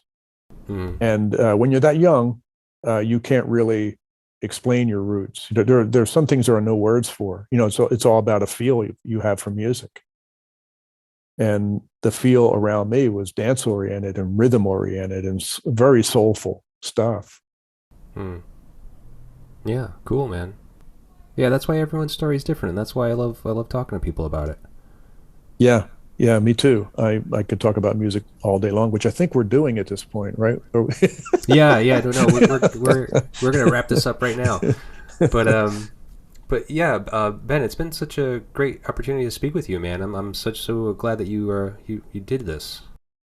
Yeah, and I'll get a link to the new album over to you so you can hear, so you The can new, hear it. the new And record, yeah, I would yeah, love to. yeah. I think you'll like it. It moves along. It changes styles. It moves around, and Sure. it's a pretty it's a comfortable sounding record. I when I listen to it back, I'm like, wow, I really sound comfortable on this, which is nice. You know. Yeah, sure it is. Yeah, and I actually have a pretty eclectic blend of music that I like as well. I typically like kind of sad bastard music, kind of crying your beer stuff. But then I go to extremes and listen to like extreme like noise rock music too. So just a little bit of everything is great. Yeah, I mean, Oh, that's what I wanted to ask you about, because I was asking, what record you would want to choose, and you gave me a choice of two. The other one being the Stooges' Funhouse. yeah, yeah. So why? How do you make this comparison? Like how do you be like, oh, it's either this one or this one? Like these two are such different records. Well, again, the influence they had on me. I bought Funhouse in 1970 when it came out. Wow. It was the summer of 1970, and I was cutting lawns for money, and I had a $5 bill in my pocket, and I went over to this record store / head shop in my neighborhood. And when I walked in, this guy was playing. The guy behind the counter was playing a record that just like sounded amazing. So I, went up to him and I asked him what it was, and he said it's the Stooges' second album. So I said, well, here. I pulled out my $5 bill and I said, I want to buy it. And he goes, well, I'm not going to sell it to you because it's the only copy we have here. And I said, you have to sell it to me. This is a record store. And he goes, no, I don't have to do anything I don't want to do. And we got into an argument. Huh. And finally, I convinced him to sell it to me. And I took it home, and I probably listened to it thousands of times. Kind of like this album here, Texas Yeah. Tornado, and that record is just one of the most unbelievable records ever. And I know every note. I could replay that whole album, every note in my mind. Right. And the funny thing is, maybe 30 years later, I'm playing a gig in Philadelphia, and this guy comes up to me and says, "Do you remember me?" I said, "No." And he goes, "I'm the guy who sold you that Stooges album." And I'm going, "Oh, wow." And he goes, "Yeah, I'm still mad because it took a month for us to get a second copy of that record in." Yeah, huh? That's so weird because it was such a unappreciated record. I mean, nobody liked them when they first started, and then even by the time Funhouse came out, they still weren't like, no one really cared. You know, No, and see, they and they could hardly even tour because they were falling apart as a band. right, You know, and it was such weird music. Like you know, everyone that I've from the people that I've spoken with, that record gets brought up a lot, but it's just it's just a testament to that record and like how important it is to people. But I think it's funny because what I know about you and your background in music, I'm just like that's not the record I would have assumed. Kind of came around and like blew your mind. yeah, you know, it has soul to it, you know, and it's also a live in the studio performance. There's no production on that record, you know. Right. Yeah. Iggy's singing through a PA system in the same room with the band, you know, and he's dancing around and they're just doing their show, you know. Right. Yeah. And I don't know what it is. You know, I'm a big fan of garage rock and Paul Revere and the Raiders and, you know, the Kinks and all that. And it wasn't that different to me. It was a louder version of the Kinks, you know, riff rock, you know. Right. Right. And a guy who I preferred over Jim Morrison. Jim Morrison seemed pretentious to me, but Iggy didn't, you know. Oh yeah. But the same kind of thing, like whoa, you know, that kind of crazy, you know. Yeah. Actually, Jim Morrison being an influence on Iggy, actually. Oh, huge influence, yeah. Yeah. Yeah. But Iggy was better, and Iggy had a sense of humor about himself. That's what I liked about it. Oh, okay. The minute I heard it, I just, you know, I mean, that record is unbelievable, unbelievable. Like Radar Eyes, I'm not Radar Eyes, TVI, and Loose. Twat Fi Bye. That's what I've learned. It's about. Yeah, exactly, exactly. Really, really great record. And I mean, you know, certain things hit you, and again, like I punk rock didn't exist yet, so I didn't know what I was hearing. And even heavy metal didn't even exist yet as a genre. That term was not used yet, Right. in 1970. So that record just sounded like if you took the Seeds or the Kingsmen and put them through bigger amps and had a crazier singer. Or Surfing Bird by the Trashmen was my favorite 45, you know, when I was a kid, you know. Oh yeah, that's pretty wild. So it wasn't that much of a leap, you know. Weird, so weird, but amazing. Yeah. And it's nice to know that you like that record, and you know, maybe one day we can meet and talk about it. Yeah, I would love that. Yeah, man. Well, you know, honestly, someday I hope to meet you out there in the real world, and get to maybe know your record collection a little bit better. Yeah, come out to the desert. I would love to. I have a trailer on my property you can stay in. Oh, okay. Can I bring my screaming kids? I'll get back to you on that. Yeah. They're always the wet blanket on my situation. They're like, yeah, no, don't bring those things. Why would you want those things around here? I did mention the slow tempo and the quiet aspect of the desert, right? Yeah. Well, you give them a tablet and they're good. They're very quiet. Okay, good. All right then. Well, hey, it's been great speaking with you. Best of luck with the record. I'm sure that they'll all sell out, and I'm looking forward to hearing it. All right, man. It was great talking to you. Thank you very much. All right, take care. You too.